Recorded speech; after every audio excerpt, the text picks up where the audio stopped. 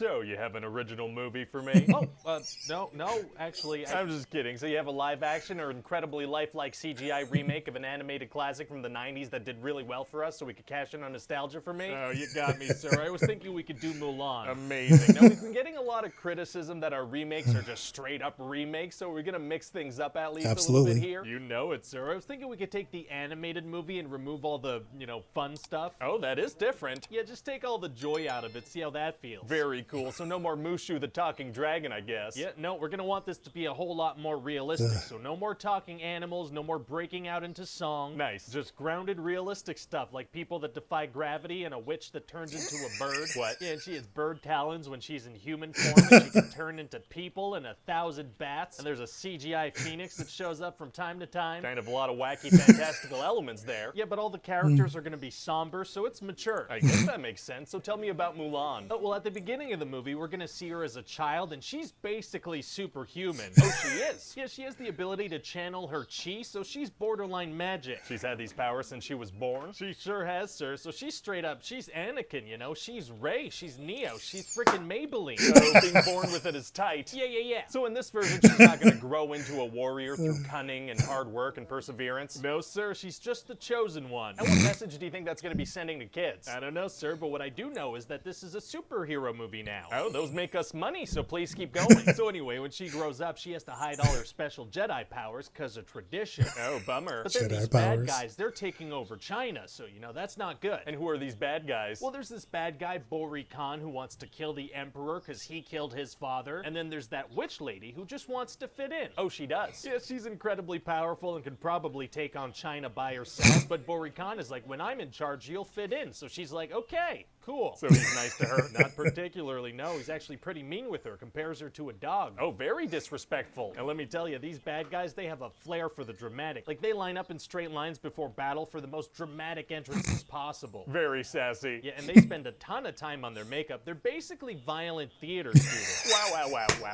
Anyway, so the Emperor wants a man from every household to go fight the bad guys. But Mulan's dad, he's old and injured, so he's probably gonna die. That's not good. And so Mulan is gonna secretly go in his place and pretend to be his son. Are we gonna have like a super intense and emotional montage like in the animated version where she puts on her father's armor? Not really, no. She's just gonna kind of go. Oh, okay. So then she's gonna go into training and meet some other soldiers. Are they gonna have fun personalities like in the animation? No, because that would be fun. Right. And so this commander guy, he's really pushing everybody in training, because if they don't live up to his expectations, they get sent home. So wouldn't Mulan's father just have been sent home if he had gone?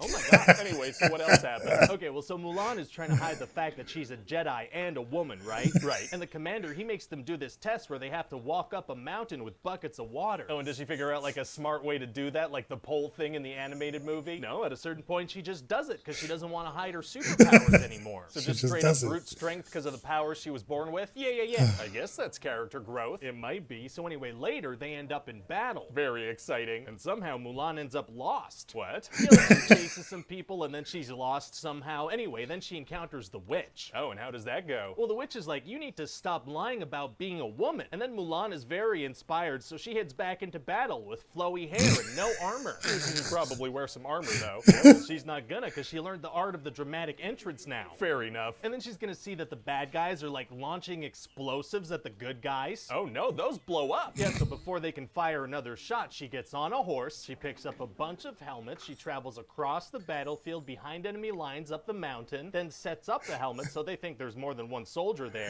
How long does it take them to reload? Oh yeah, that's kind of a lot of stuff, huh? Maybe she teleports because of her chi. Oh yeah, okay, sure. Anyway, so then she tricks them into causing an avalanche and then gets kicked out of the army for being a woman. Oh, dang it. Then the witch tells Mulan that there's another attack that's gonna happen. So Mulan goes back and tells the army, and they're like, okay, you lead the men now. Wow, kind of a complete 180 on that one. Pretty much, yeah. And then later the witch is gonna tell Mulan that the Emperor's been taken and he's gonna be killed. Okay, so is the witch just verbally leading Mulan to every single plot point in this thing? She is, yeah. Oh, a very guidey witch. Yeah, and then Bori Khan shoots an arrow at Mulan, and the witch sacrifices herself in bird form. Oh, sounds like maybe she should have turned herself into 1,000 bats on that one. Maybe. And so anyway, then Mulan has a pretty emotional moment with the witch as she's dying. Why doesn't the bad guy, like, you know, shoot another arrow. because there's an emotional scene happening. Oh, that's super considerate. And then Mulan's gonna have to go head to head with Boricon to save the Emperor. Oh man, it's gonna be tough to beat a badass like him. Actually, it's gonna be super easy. Barely an inconvenience. Oh, really? Yeah, because she's pretty much been a superhero this whole time. She uses her superpowers to make him fall off a thing, and then she jumps in the air and kicks an arrow into his heart. Oh my god. And then everybody's super happy for her because she's embodied all the Jedi by kicking a sharpened projectile into a man's chest. Very nice. And so, yeah, that's about it. What do you think? Well, it sounds like a lot of fun. No, it doesn't sound fun. Not gonna be super fun, no. But, you know, it sounds like it could have cool visuals. Oh, definitely. This thing was made for the big screen.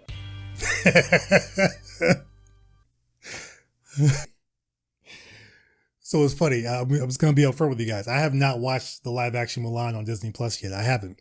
I kind of refuse to because $30 for a movie that's on a service that I already pay for and I already know the date of when it's going to be available for me with the service I already pay for, December 4th, if you didn't know already. I'm not going to pay for it. Now, would it be cheaper for me to pay for it than to go to the theaters and take my whole family? Yes.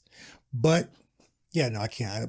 The reviews I've read and things I've watched on YouTube and even the stuff that I've seen that are just like even more spoilery than this, just not really that interested. So I'm going to check it out December 4th when it does come available for Disney Plus subscribers. If that's really the date, we'll see. But he hit everything on the nose. As far as everything I knew about the movie, he hit everything on the nose with this one. And it took everything from Mulan the cartoon out of it. And I really enjoy that cartoon film, animated film. This one just, try to take a more realistic route, even with all the magic and supernatural stuff. But whatever, this is kind of how it goes. So what'd you think of this pitch meeting? Did you enjoy it? I like his pitch meetings. This one's really funny. Like he did some stuff I didn't really expect, but I like how he went with it. So it was funny. This one was really funny. Hopefully Disney can do a little better job with the remakes, their live action remakes, because I haven't really enjoyed them. Maybe the first Maleficent, because it did try to take a little different approach at the end there, but overall I really haven't liked them. So I don't know, we'll see. Let me know what you think. If you're interested, if you like it, subscribe if you haven't subscribed yet and you enjoy this content, and like this video. And as always, I'll see you guys in the next one.